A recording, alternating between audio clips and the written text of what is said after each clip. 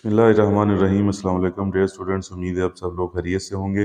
आज के लेक्चर में हम एक्सरसाइज 9.1 का क्वेश्चन नंबर 1 और 2 करेंगे। तो क्वेश्चंस की तरफ जाने से पहले हमें कुछ कंसेप्ट जो है उनको समझना है जो हेल्पफुल होंगे क्वेश्चंस को सॉल्व करते हुए। तो सिमिलरिटी ऑफ पॉलीगॉन जो है, इस कंसेप्ट को हमने देखना है। तो इसकी तरफ जाने से पहले पॉलीगॉन की डेफिनेशन को अगर हम देखें, 3 are more than 3 sided closed figure is called polygon. वो क्लोज फिगर, बंद शक्ल जिसकी 3 साइड्स हों, जैसे कि ट्राइंगल है, या मोर देन 3 साइड्स हों, जैसे कि स्क्वायर है, या 5 साइड वाली कोई फिगर, उसको हम पॉलीगॉन का नाम देते हैं। अब सिमिलरिटी ऑफ पॉलीगॉन्स में हमने क्या देखना है कि दो पॉलीगॉन्स कब सिमिलर होती हैं। Similar figures have same shape, similar figures की शेप सेम होती है, but not necessarily of the same size, लेकिन ज़रूरी नहीं होता कि उनका साइज सेम हो। हम इसकी डेफिनेशन को भी देखते हैं और फिर एग्जाम्पल की मदद से उसको समझते हैं। ये डेफिनेशन है सिमिलर फिगर्स की: two polygons are similar if there corresponding angles are equal and the corresponding sides are proportional. corresponding angles को हमने समझना है और corresponding साइड्स प्रोपोर्शनल कैसे होती हैं उसको देखना है। corresponding एंगल्स, जैसे कि यहाँ पे दो शेप्स हमें नज़र आ रही हैं, दोनों रेक्टेंगल हैं। corresponding एंगल्स का मतलब यह है कि इनके जो एंगल हैं, एक जैसे जो एंगल हैं, यानी इस साइड वाला एंगल दूसरी जो शेप है उसकी इसी साइड वाले एंगल के इक्वल हो। तो रेक्टेंगल में हमें पता है कि सभी एंगल्स इक्वल होते हैं। अब दूसरी जो बात है इसमें, corresponding साइड्स आर प्रोपोर्शनल, यानी corresponding साइड्स प्रोपोर्शनल कैसे होंगी। जैसे इसकी हम लेंथ को देखें, 12 सेंटीमीटर है, तो इसकी भी हमने लेंथ लेनी है 6।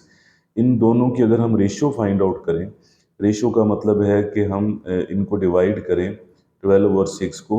इसी तरह जो इसकी विड्थ है 8, उसको, और जो इसकी विड्थ है 4, उसको अगर हम डिवाइड करें, और डिवाइड करने का मतलब है कि रेशियो फाइंड आउट करें, तो 6 2s are 12, 4 1s are 4, 4 2s are 8। तो अगर हम देखें तो दोनों की रेशियो जो है ये सेम आती है, दोनों की रेशियो इक्वल है। तो जब दोनों की रेशियो इक्वल होगी तो हम कहेंगे कि इसकी जो करस्पॉन्डिंग साइड्स हैं वो प्रोपोर्शनल है। तो प्रोपोर्शनल का ये मतलब है कि करस्पॉन्डिंग साइड्स जो होंगी उनकी हमने रेशियो फाइंड आउट करनी है और वो इक्वल होनी चाहिए। तो ये कंसेप्ट है सिमिलर फिगर्स का। अब इस कंसेप्ट को हम ट्राइंगल्स के अंदर लेके जाते हैं, क्योंकि इसमें क्वेश्चंस ट्राइंगल के मुतल्लिक भी हैं एक्सरसाइज में। तो आइडेंटिफिकेशन ऑफ सिमिलर ट्राइंगल्स, इसमें 3 जो है इसके पार्ट्स हैं जिनको हमने देखना है कि हम कैसे आइडेंटिफाई करें कि ट्राइंगल सिमिलर है। नंबर 1 है कि 3 एंगल्स आर सेम। अगर दो ट्राइंगल्स हैं जिनकी शेप जो है वो एक जैसी है, लग रही है, और साइज डिफरेंट है, तो उसमें हम ये देखेंगे कि इनके जो एंगल्स हैं, corresponding एंगल्स, एंगल्स भी हमने कौन से लेने हैं, corresponding।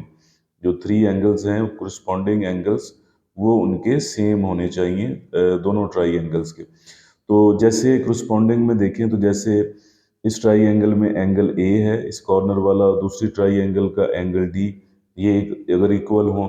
इसी तरह इसके ऊपर वाला जो एंगल है जिस पे ये दो निशान लगे हैं एंगल के, सी, ये उस दूसरी के ऊपर वाले एंगल के इक्वल हो, एफ के। इसी तरह इसकी राइट साइड वाला जो एंगल बी है वो दूसरी के राइट साइड वाले एंगल ई के इक्वल अगर हो जाए, तीनों एंगल्स अगर इक्वल आ जाएं, तो फिर हम कह सकते हैं कि ये दोनों ट्राइंगल सिमिलर हैं, और ये सिमिलर का साइन है जिसे हमने याद रखना है। तो हम कहेंगे कि ट्राइंगल ए बी सी और ट्राइंगल डी ई एफ जो है ये सिमिलर है। तो पहले पार्ट में हमने ये समझा है कि दो ट्राइंगल्स तब सिमिलर होंगी अगर उनके 3 जो करस्पॉन्डिंग एंगल्स हैं दोनों ट्राइंगल्स के, तीनों वो इक्वल हों, तो हम कहेंगे कि दोनों ट्राइंगल्स जो हैं वो सिमिलर हैं। दूसरी इसमें चीज़ ये हमने देखनी है कि ratio of two corresponding sides and their included angle are equal. अगर दो साइड्स की रेशियो सेम आ जाए, जैसे अभी हमें ये दो ट्राइंगल्स दी गई हैं, तो अगर इस ट्राइंगल को हम देखें ए बी, और इसके जो corresponding साइड है इसी तरह की दूसरी ट्राइंगल में ई एफ, ए बी और ई एफ की अगर हम रेशियो फाइंड आउट करें, यानी इसकी वैल्यू है 4.5 और ई एफ की वैल्यू है 3। अगर हम इसका इशारिया या डेसिमल पॉइंट ख़त्म करें तो नीचे 10 आ जाएगा। इसकी वजह से 3 को 10 से मल्टीप्लाई करेंगे 30, 45 और 30 दोनों 15 पे डिवाइड होते हैं, 15 3s आर 45, और 15 2s आर 30, तो 3/2 हमारे पास रेशो आ जाएगी इन दोनों साइडों की। अब दूसरी जो दोनों दूसरी साइडों का पता है हमें, उनकी रेशो अगर हम फाइंड आउट करें, यानी AC है और उसके कोरस्पॉन्डिंग है EG। AC और EG की अगर हम रेशो फाइंड आउट करें तो ये 6 है और ये 4 है, तो 6/4 दोनों 2 पे जो है वो कैंसिल होते हैं। 2 3s आर 6 और 2 2s आर 4 हमारे पास आ जाएगा। तो इसमें अगर देखें तो इन दोनों की जो रेशो हमने फाइंड आउट की थी वो भी 3/2 है, और नीचे वाली जो करस्पॉन्डिंग साइड्स हैं उनकी रेशो फाइंड आउट की है वो भी 3/2 है। तो ratio of two corresponding sides and their included angle are equal. अब इंक्लूडेड एंगल कौन सा होगा? ये जो दोनों साइड्स हमने डिस्कस की हैं, इनके दोनों साइड जहाँ पे मिलेंगी, जो एंगल इनके दरमियान में होगा दोनों साइडों के, वो भी इक्वल हो, यानी एंगल ए जो है ये इक्वल आ जाए अपने करस्पॉन्डिंग एंगल ई के, ये दोनों इक्वल हो जाएं। तो यहाँ पे अब साइड्स की रेशो भी सेम हो दो साइड्स की, और एक उनका एंगल जो दोनों साइड्स जिनको हमने सेम किया है जिनकी रेशो को, उनका एंगल भी सेम आ जाए। तो इस सूरत में भी हम कहेंगे कि ये दोनों ट्राइंगल जो हैं ABC और EFG, ये दोनों ट्राइंगल सिमिलर हैं। तो ये दो चीज़ें हमने डिस्कस कर ली हैं। अब तीसरे पॉइंट की तरफ चलते हैं। और किस सूरत में ट्राइंगल्स जो हैं वो सिमिलर हो सकती हैं? Ratio of all the corresponding sides are equal. सभी साइड्स की रेशियो अगर फाइंड की जाए और वो इक्वल आ जाए, तो उस सूरत में भी हम कहते हैं कि जो ट्राइंगल्स हैं वो सिमिलर हैं। जैसे अब दो ट्राइंगल्स यहाँ पे हैं, PQR और XYZ हमारे पास ट्राइंगल्स हैं। अब इनकी करस्पॉन्डिंग साइड्स को देखें तो ये जो साइड है PR, इसी तरह की उसमें साइड है XY। तो अगर PR और XY की रेशियो फाइंड आउट की जाए, और इसकी नीचे जो साइड है PQ और उसकी इसी तरह की करस्पॉन्डिंग साइड है XZ, उसकी रेशियो फाइंड आउट की जाए, और जो इसकी ये वाली साइड है QR, इसी तरह इसमें ये वाली साइड है YZ, QR और YZ की रेशो, अगर ये तीनों रेशियोज इक्वल आ जाएं, तो भी दोनों जो हमारे पास ट्राइंगल्स होंगी उनको हम सिमिलर कहेंगे।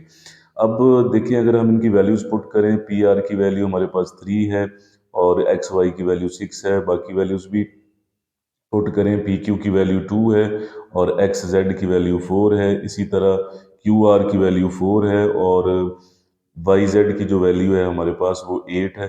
तो ये दोनों 3 पे डिवाइड होते हैं, 3 1s are 3, 3 2s are 6, ये दोनों 2 पे होते हैं, 2 1s are 2, 2 2s are 4, ये दोनों 4 पे होते हैं, 4 1s are 4 और 4 2s are, तो सभी की रेशियो जो है वो 1/2 आई है। तो रेशियो सेम है। इसका मतलब है कि अगर उसकी तीनों साइडों जो करस्पॉन्डिंग साइड्स हैं उनकी रेशियो भी सेम आ जाए, तो भी जो ट्राइंगल्स होंगी वो सिमिलर होंगी। इस कंसेप्ट को जो अब हमने देखा है, इसको हम यूज़ करते हैं अब क्वेश्चन नंबर 1 में, और आगे जो हमने क्वेश्चन करना है। तो यहाँ पे अब हमें दो सॉलिड्स दिए हुए हैं, क्यूबॉइड। तो ये शेप जो है ये क्यूबॉइड कहलाती है। तो ये हमें दो सॉलिड्स दिए हुए हैं। Find whether the solids are similar, are lengths are in centimeter. तो इसमें अब हमने ये देखना है कि अगर जो इसकी 3 लेंथ्स दी हुई हैं करस्पॉन्डिंग, जैसे ये 4 है तो उसके करस्पॉन्डिंग 6 है, जैसे ये 3 है तो उसके करस्पॉन्डिंग 4.5 है, जैसे ये 5 है तो उसके करस्पॉन्डिंग 7.5 है। अगर इनकी रेशियो हम फाइंड आउट करें करस्पॉन्डिंग लेंथ्स की, साइड्स की, अगर वो इक्वल आ जाए तो हम ये कह सकते हैं कि ये दोनों जो सॉलिड्स हैं ये सिमिलर हैं। तो यहाँ पे हम लिखते हैं ratio of corresponding corresponding sides. तो इनकी रेशियो हम अब फाइंड आउट करके देखते हैं। corresponding का मतलब है कि जैसे इधर से साइड लेनी है उसी तरह की दूसरी तरफ से। तो यहाँ पे 4 जो है किसी भी साइड को, किसी भी शेप को आप पहले ले सकते हैं। अगर आपने इस शेप को पहले लिया है तो फिर इसी के नंबर ऊपर लिखें, अगर उस शेप को पहले लिया है तो उसके नंबर ऊपर लिखें। तो दोनों में से कोई भी शेप जो है उसको पहले ले सकते हैं, लेकिन जो शेप लेंगे फिर उसी के नंबर रेशो के ऊपर आएंगे। यानी अगर हमने ये शेप पहले ली है तो 4 जो है वो हम ऊपर लिखेंगे और 6 नीचे लिखेंगे, इन दोनों की रेशो, और इक्वल फिर हम इसी शेप की वैल्यू लेंगे 3 और उसके करस्पॉन्डिंग है हमारे पास 4.5। इसी तरह इसकी जो नेक्स्ट लेंथ है वो 5 है और उसके करस्पॉन्डिंग उधर 7.5 है, तो 5 हम ऊपर लिखेंगे और 7.5 नीचे। तो अब इसकी कैलकुलेशन करते हैं और देखते हैं कि ये जो है वो रेशो इक्वल आती है। तो ये दोनों 2 पे डिवाइड होते हैं, 2 2s आर 4, 2 3s आर 6, तो इस साइड इसका तो आंसर आ गया 2/3। इसका हमने पॉइंट जो है वो ख़त्म करना है। तो अगर हम इसका पॉइंट ख़त्म करें तो 445 आ जाएगा और इसके नीचे पॉइंट की वजह से 10 आ जाएगा। इसी तरह अगर हम अगले हिस्से को देखें, 5/7.5 है, तो ये 75 आके पॉइंट के बाद 1 डिजिट है, तो हम 1 लगा के एक ज़ीरो लगा देंगे। नेक्स्ट अगर हम देखें 2/3 है हमारे पास, ये तो आंसर वैसे ही आ जाएगा, 3 है। नीचे वाली फ्रैक्शन जो है अगर हम इसे ऊपर ले जाएं तो ऊपर जाके ये उलट हो जाएगी, 45/10 की बजाय 10/45 हो जाएगा। इसी तरह आगे नेक्स्ट चलें तो 5 मल्टीप्लाई, अब इस फ्रैक्शन को अगर हम ऊपर ले जाएं तो 10 ऊपर चला जाएगा और 75 नीचे आ जाएगा। मज़ीद इसकी कैलकुलेशन करें तो 10 को 3 से अगर हम मल्टीप्लाई करें, या ऐसे हम इसको कैंसिल भी कर सकते हैं, या नेक्स्ट स्टेप में 30/45 आ जाएगा और इस साइड पे हमारे पास 2/3 आ रहा है। 10 को 5 से मल्टीप्लाई करें तो 50 आ जाएगा और नीचे हमारे पास 75। अब अगर हम कैंसिल करने की तरफ जाएं तो ये 15 पे भी कैंसिल होते हैं, या 5 पे फिर हमें 3 पे करना पड़ेगा। तो डायरेक्ट अगर हम 15 पे से कैंसिल करें तो 15 2s आर 30 और 15 3s आर 45। इसी तरह ये दोनों 5 पे भी होते हैं और 25 पे भी होते हैं। तो अगर हम 25 पे करें तो 25 2s are 50 and 25 3s are 75। तो यहाँ पे 2/3 आ जाएगा और यहाँ पे भी 2/3 आ जाएगा। तो देखें कि इनकी रेशियो इक्वल आ गई है, इनकी लेंथ्स की कोरिस्पॉन्डिंग साइड्स की जो हमने रेशियो निकाली है वो इक्वल है। इसका मतलब है कि जो दोनों फिगर्स हमें दी गई हैं ये सिमिलर हैं। तो यहाँ पे हम लिख सकते हैं सिंस रेशियो जो हमने फाइंड आउट की है, ratio of corresponding corresponding sides are equal, ये दोनों इक्वल हैं सभी, जो तीनों रेशियोज थी। सो गिवन सॉलिड्स, जो हमें सॉलिड्स दिए गए थे, आर सिमिलर, वो सिमिलर हैं। तो ये इसका पहला क्वेश्चन है जिसमें हमने जो सॉलिड्स हमें दिए गए थे क्यूबॉइड शेप, इनको हमने सिमिलर जो है वो प्रूव किया है, इनकी कोरिस्पॉन्डिंग साइड्स की रेशियो जो है उसको इक्वल शो करके। अब चलते हैं इसके नेक्स्ट क्वेश्चन की तरफ। क्वेश्चन नंबर 2 की स्टेटमेंट है, in triangle ABC the sides are given as, हमें ट्राइंगल एबीसी दी गई है जिसकी ये साइड्स की लेंथ है, ए बी की लेंथ दी गई है बी सी की और सी ए की। इसी तरह एक और ट्राइंगल हमें दी गई है डी ई एफ, उसकी भी 3 लेंथ्स दी हुई हैं। तो ये उन ट्राइंगल्स की शेप्स हैं जिनकी हमें लेंथ्स दी हुई हैं। ये ट्राइंगल ए बी सी है, तमाम साइड्स की लेंथ उनके साथ लिखी हुई है। इसी तरह ये हमारे पास ट्राइंगल डी ई एफ है और इसकी हमें साइड्स दी हुई हैं। तो हमें प्रूव करना है, prove that the triangles are similar, हमें ये प्रूव करना है कि ये दोनों ट्राइंगल सिमिलर हैं। तो हमने इसके इंट्रोडक्शन में एक्सरसाइज के जो आइडेंटिफिकेशन ऑफ सिमिलर ट्राइंगल्स का थर्ड पॉइंट जो पढ़ा था, जिसमें हमने देखा था कि ratio of all the corresponding sides are equal. अगर सभी साइड्स की रेशियो इक्वल आ जाए कोरिस्पॉन्डिंग साइड्स की, तो जो ट्राइंगल्स होती हैं वो सिमिलर होती हैं। तो इसको अब हम यूज़ करेंगे इस क्वेश्चन में। तो हमें इन दोनों ट्राइंगल्स की जो साइड्स हैं कोरिस्पॉन्डिंग, उनकी रेशियो फाइंड करनी है, जो ऑल 3 साइड्स हैं। तो जब वो इक्वल आ जाएंगी तो ये प्रूव हो जाएगा कि ये दोनों ट्राइंगल जो हैं ये सिमिलर ट्राइंगल्स हैं। तो यहाँ पे अब हम लिखेंगे, इन शेप्स की मदद से हम रेशियो फाइंड आउट करेंगे। तो यहाँ पे हम लिखेंगे ratio, ratio of corresponding, ratio of corresponding sides. तो कोरिस्पॉन्डिंग साइड्स अब हमने लेनी है। देखें कोरिस्पॉन्डिंग साइड यहाँ पे जो इस ट्राइंगल में जो साइड ए बी है, इसके कोरिस्पॉन्डिंग दूसरी ट्राइंगल में जो साइड है वो डी ई होगी। तो यहाँ पे हम लिखेंगे मैयर ए बी, उसकी रेशियो हम फाइंड करेंगे, और यहाँ पे मैयर डी ई। तो हम यहाँ पे लिखेंगे मेजरमेंट डी ई। फिर इसको इक्वल हमने करना है। अब इसकी अगर हम नीचे वाली साइड लें बी सी, तो इसके कोरिस्पॉन्डिंग साइड यहाँ पे ई एफ होगी।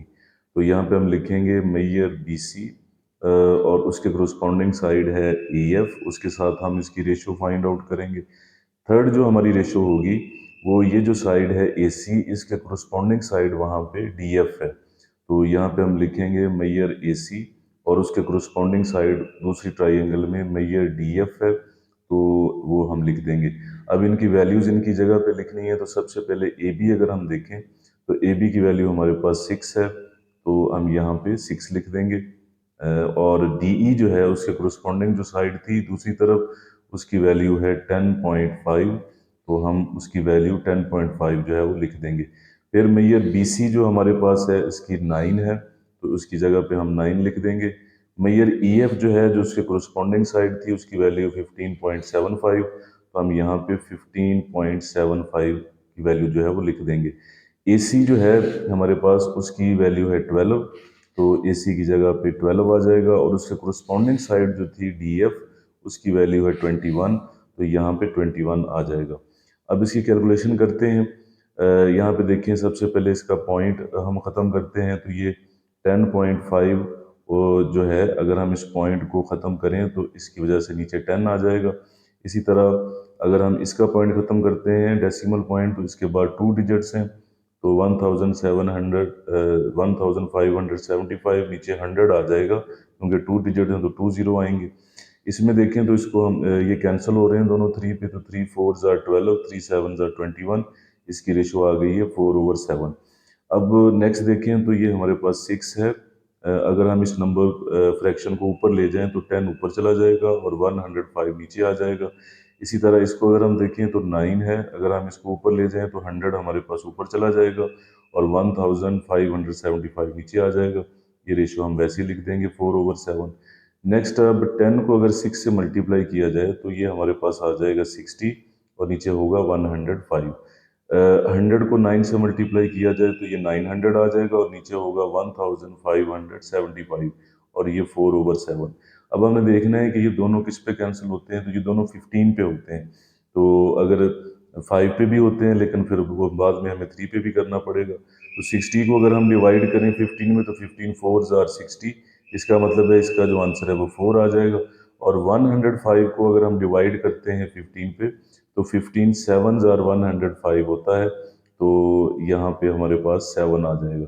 इसको अगर हम देखें 900 है, ये 1575 है, तो अगर हम इन्हें 15 पे करते हैं डिवाइड, 900 को अगर हम 15 पे डिवाइड करें तो 15 6 आर 90 और ये ज़ीरो होगा तो यहाँ 60 आ जाएगा।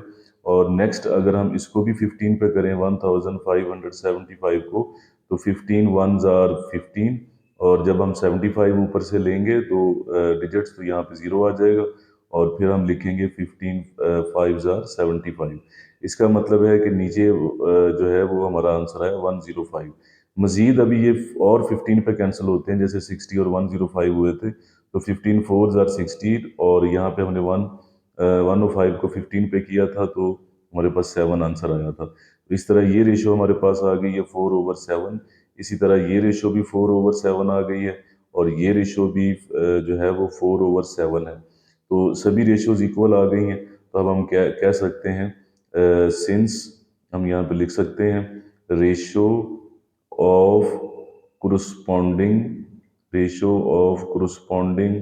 Sides are equal. ये अब हमारे पास इक्वल आ गई हैं जो रेशो थी। सो ट्राइंगल जो हमें दोनों दी गई थी, हम उनके नाम लिखें। जो एक ट्राइंगल थी ए बी सी और दूसरी थी डी ई एफ, तो हम यहाँ पे लिख सकते हैं triangle A B C and triangle D E F जो हैं वो सिमिलर हैं, आर सिमिलर, तो यहाँ पे हम सिमिलर लिख देंगे। तो ये तो था स्टूडेंट्स आज का लेक्चर। अल्लाह ताला आपके लिए आसानियाँ अता फरमाए। खुदा हाफिज़।